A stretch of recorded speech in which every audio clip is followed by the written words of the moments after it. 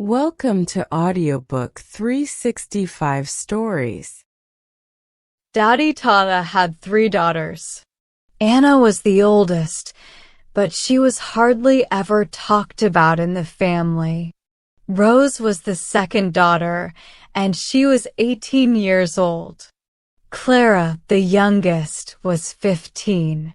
Old Taya was a man whose wife had died, so he lived alone with his daughters. He worked as a boss at Mr. Leberman's button factory. He was a very honest man, respected by others, and did not drink or smoke. He was like a perfect worker. They lived in Havre on Angoulême Street.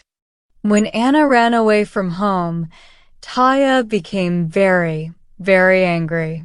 He even said he would kill the man he thought was responsible, the main clerk at a big clothing store in town. But after some time, people told him that Anna was doing well. She was saving her money wisely and was friends with an important man named Mr. Du Bois, who was a judge. Her father then calmed down. He even started to care about how Anna was doing. He asked her old friends about her. They told him that she had her own furniture, her shelves were full of vases, and there were pictures on the walls. There were clocks and carpets everywhere in her house. This made Taya smile happily. He had worked for 30 years to save only 5 or 6,000 francs. Anna was not silly at all. One nice morning, the son of a rich man named Mr. Touchard, who lived down the street, came to ask Daddy Taya if he could marry Rose. Taya's heart started beating fast because the Touchards were rich and in a good place in life. Taya felt very lucky with his daughters. The marriage was agreed, and they planned for it to be a big wedding. The dinner would be held at Mother Jiz's restaurant in Saint Adresse. It would be expensive, but Taya didn't care. He thought it was fine to spend a lot just this once. One day, as Taya was going home to eat lunch with his 2 daughters, the door suddenly opened and Anna walked in. She was dressed nicely and looked very pretty. She ran to her father and hugged him before he could say anything. Then she hugged her sisters while crying and asked for a plate so she could eat with them. Taya was moved to tears and said many times, "That is right, dear, that is right." Then Anna told them about her plans. She didn't want Rose's wedding to be at Saint Adresse. No way. It should be at her house, and it would cost her father nothing. Anna had planned everything and arranged it all. She said, "There's no need to talk about it anymore. That's how it will be." "Very well, my dear." "Very well," said the old man. "We will leave it like that." But he started to worry. Would the Touchards agree? Rose, the bride-to-be, was surprised and asked, "Why wouldn't they agree?" "Just leave it to me. I will talk to Philip about it." That same day, she told her fiancé, Philip, and he said it was a great idea. Father and Mother Touchard were very happy about the thought of a free dinner. They said, "You can be sure that everything will be really fancy."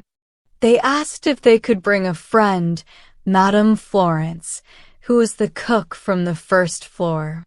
Anna agreed to everything. The wedding was set for the last Tuesday of the month. After the legal papers were signed and the church wedding was done, everyone went to Anna's house. The Taya family brought some guests with them, including a cousin, Mr. Savatanen, a serious man who liked to think deeply about things and was always very calm, and Madame Lamondois, an old aunt. Mr. Savatanen was asked to walk with Anna because they were seen as the two most important people at the wedding. When they reached Anna's house, Anna let go of his arm and ran ahead, saying, "I will show you the way." She ran up the stairs, while the other guests walked more slowly behind her.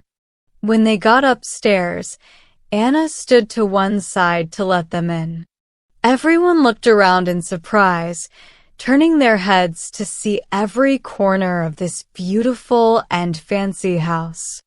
The dining table was set in the living room because the dining room was too small. Extra knives, forks, and spoons were borrowed from a nearby restaurant, and bottles of wine sparkled under the sunlight coming through the windows. The women went into the bedroom to take off their shawls and hats. Father Tuchard, standing at the door, made funny signs and winked at the men. Daddy Taya, feeling proud of his daughter, walked around the rooms, holding his hat in his hand. He carefully looked at everything, like someone in charge at a church, smiling with pride at how nice it all was. Anna was moving around quickly, giving orders and making sure the wedding feast was going well. Soon, she came to the door of the dining room and said, "Come here, everyone."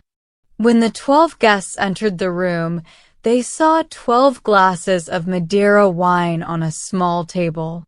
Rose and her husband were hugging and kissing each other in every corner of the room. Mr. Savatanen kept watching Anna the whole time. Everyone sat down and the wedding meal started. The family members sat at one end of the table and the younger people sat at the other. Mrs. Tuchard, the mother, sat at the right side of the table, and the bride, Rose, sat on the left. Anna took care of everyone, making sure the glasses were full and the plates had plenty of food. The guests seemed a little shy because the house was so beautiful and everything was so fancy. They all ate a lot of the delicious food, but nobody made jokes like people usually do at weddings. Everything was too grand, and it made them feel a bit uncomfortable. Mrs. Tuchard, who loved having fun, tried to cheer things up a bit. When dessert started, she said, "Hey, Philip, sing us a song." Everyone in their neighborhood said Philip had the best voice in all of Havre.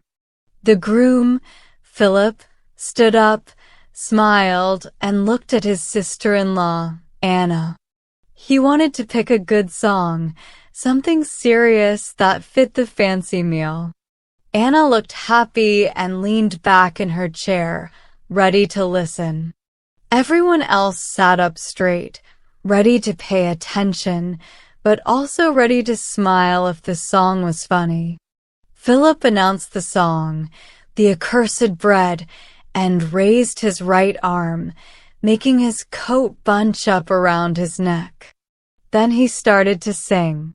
The song was long. It had 3 verses with 8 lines each, and the last 2 lines were repeated twice.